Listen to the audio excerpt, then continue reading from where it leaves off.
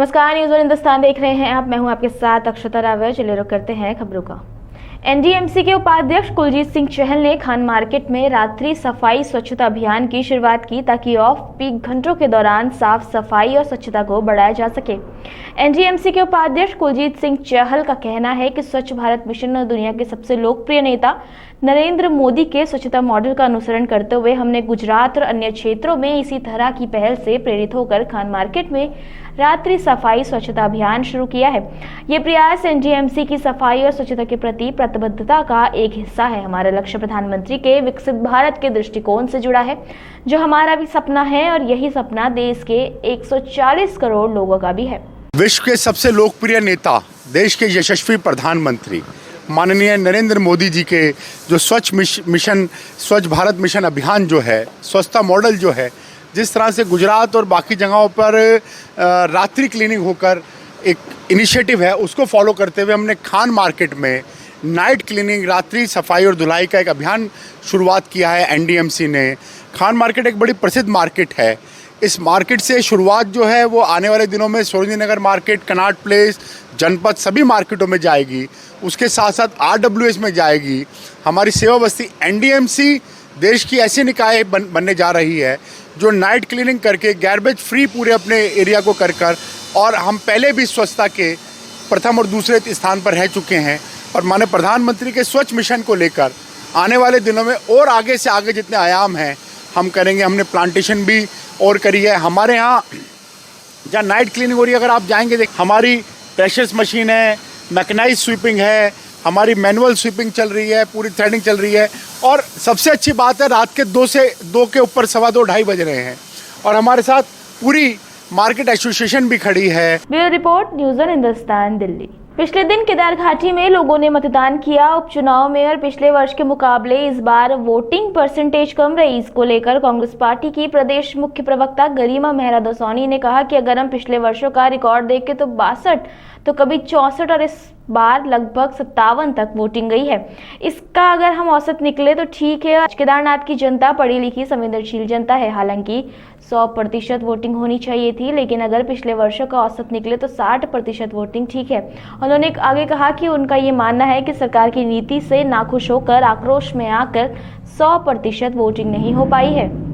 नहीं, मैं इसे कम वोटिंग नहीं मानती, क्योंकि अगर हम सारे वर्षों का निकालेंगे औसत तो कभी किसी वर्ष 62%, किसी वर्ष 64%, तो किसी वर्ष जो है 58% तक हुई है। तो अगर हम औसत निकालें तो 60% वहां वोटिंग अमूमन होती रही है। और ये 100% तो नहीं है, होनी तो 100% चाहिए, वो आइडियल सिचुएशन है। लेकिन 60% वोटिंग को भी मैं खराब वोटिंग नहीं मानती। काफी पढ़ी लिखी, सुलझी हुई और विवेकशील जनता है और डेफिनेटली जो उनके अंदर आक्रोश था उसको लेकर उन्होंने मतदान किया होगा, ऐसा मेरा मानना है। और लगभग 54,000 के करीब वोटिंग अभी तक बताई जा रही है लोगों ने मतदान का प्रयोग किया है। 90,000 लोग हैं, तो आप कह सकते हैं कि अच्छी खासी वोटिंग हुई है। और कहीं ना कहीं एंटी इनकम्बेंसी बहुत थी, सरकार के खिलाफ जनता में आक्रोश बहुत था और उसको हम फलीभूत होते हुए देखेंगे 23 तारीख को, ऐसी मेरी बाबा केदार से अपेक्षा और आशा है।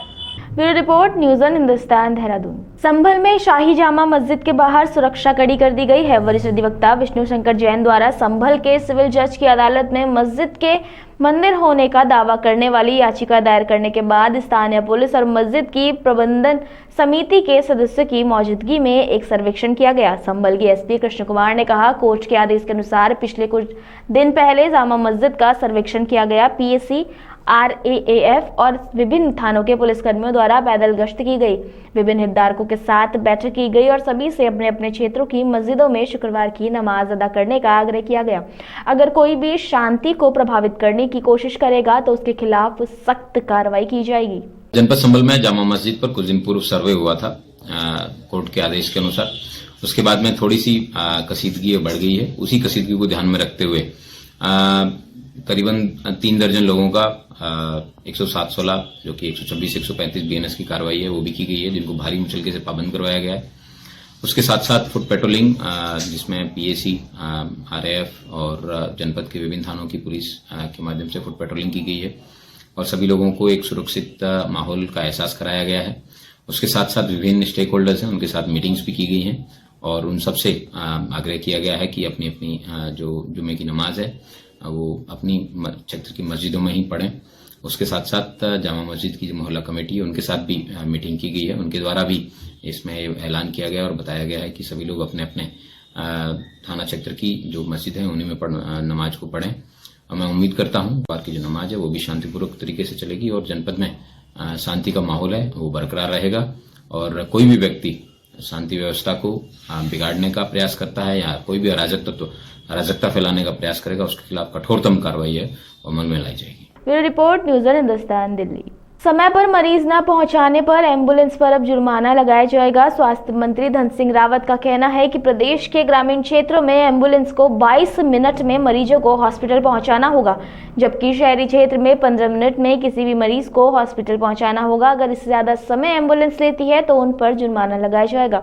उनका कहना है कि प्रदेश सरकार इसी तरह एयर एम्बुलेंस के लिए भी समय को निर्धारित किया है। अगर अधिक समय एम्बुलेंस लेते हैं तो जुर्माना लगाया जाएगा।